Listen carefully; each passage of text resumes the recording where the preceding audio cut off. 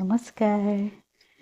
আজি আমি মিক্স দালি অৰ্থাৎ সান মিহলি দালিৰে এটিৰ ৰেচিপি বনাম আৰু এই সান মিহলি দালিৰ ৰেচিপিটো বনাওঁতে আমি কি কি সামগ্ৰী ব্যৱহাৰ কৰিছোঁ গোটেইখিনি আপোনালোকক বুজাই দিম।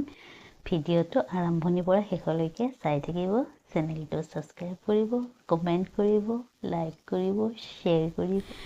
এই সানমিহলি দালিখন আপোনালোকে ভাতৰ লগত খাব পাৰে, গৰমে গৰমে ৰুটিৰ লগত, পৰঠাৰ লগত, নান আদিৰ লগত খাব পাৰিব।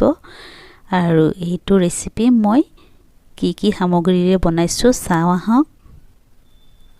ইয়াৰ বাবে মই প্ৰথমতে লৈছোঁ এয়া বুটৰ দালি, সৰু বাটিৰে আধা বাটি, এয়া গোটা মগু, সেউজীয়া মগু।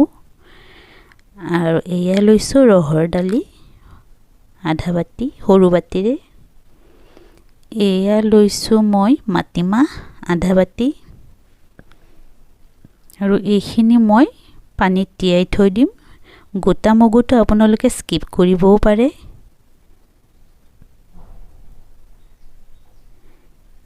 প্ৰায় 2 ঘণ্টামান সময় আমি এনেদৰে এইখিনি ঢাকনি লগাই থৈ দিম আৰু 2 ঘণ্টা পাছত আমি এয়া চাই লওক গোটেইখিনি ধুনীয়াকৈ কোমলিছে। এতিয়া এইখিনিত মই দিম মগু দালি আৰু মচুৰ দালি আধা বাটি দি লৈছোঁ আৰু গোটেইখিনি এতিয়া ভালদৰে মই পানীৰে 2-3 বাৰমান ধুই ল'ম।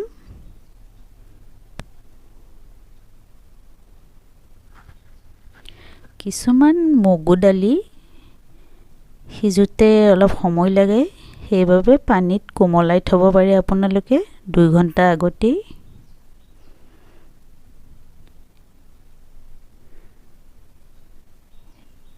এনেদৰে মই গোটেইখিনি ধুই ল'লোঁ আৰু এতিয়া এটা কুকাৰত মই 3 বাটি পানী গৰম হ'বলৈ দিম।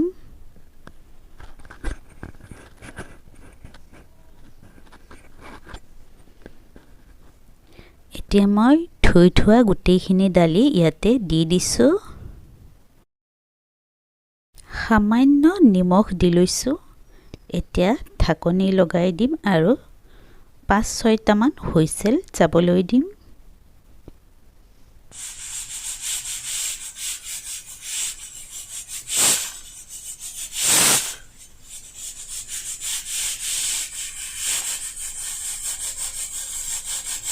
হুইছেলকেইটা যোৱাৰ পাছত ঠাণ্ডা হ'বলৈ দিম আমি। এতিয়া মই দালচেনি, ইলাইচি আৰু কেইটামান জালুক লৈছোঁ আৰু এইখিনি থেতেলিয়াই ল'ম। বেছি থেতেলিয়াব নালাগে, সামান্য থেতেলিয়াই ল'লে হ'ল।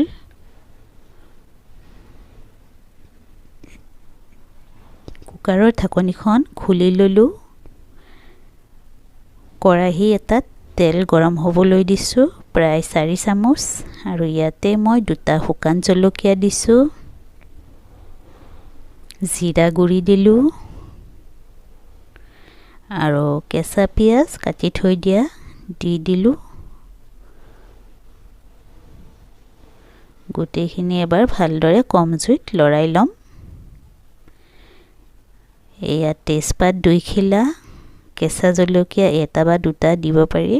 এয়া আদা বটা আৰু নহৰু বটা আৰু শেষত নৰসিংহৰ পাত দিলোঁ। 6-7টামান আপোনালোকে নৰসিংহৰ পাত ল'ব পাৰে। তাৰ পাছত আকৌ নিমখ দিলোঁ প্ৰায় আধা চামুচ আৰু হালধি গুড়ি দি আমি গোটেইখিনি কেইছেকেণ্ডমান ভাজি লৈ খুন্দি থোৱা মছলাখিনিও ইয়াতে দি দিম। এতিয়া আমি ইয়াতে লাহে লাহে দালিখিনি ঢালি ল'ম। আপোনালোকে জুইৰ ফ্লেমটো কম কৰি ল'ব যাতে দালিখিনি ঢালি দিওঁতে হাতখনত গৰম নালাগে। গৰম পানী দিব পাৰে যদিহে বেছি গোটা হৈ যায় দালিখন। শুকান জলকীয়াৰ গুড়ি দিছোঁ আধা চামুচ। গোটেইখিনি আকৌ এবাৰ ভালদৰে মিহলাই দি আমি এইখিনি 2 মিনিটমান সময় মিডিয়াম ফ্লেমত উতলাই ল'ম। 2 মিনিটমান পাছত আমি ইয়াতে 1 চামুচ ঘি দি দিম। তাৰ পাছত আমি ইয়াতে ধনিয়াৰ পাত ছটিয়াই দিম আৰু জুই বন্ধ কৰি দিম। এয়া আমাৰ মিক্স দালি বা সান মিহলি দালি হৈ গ'ল। গৰমে গৰমে ভাতৰ লগত পৰিৱেশন কৰিব পাৰে আৰু আপোনালোকে ৰুটি চাপাতি আদিৰ লগতো খাব পাৰে। ভিডিঅ'টো চাই কেনেকুৱা পালে জনাব। ধন্যবাদ।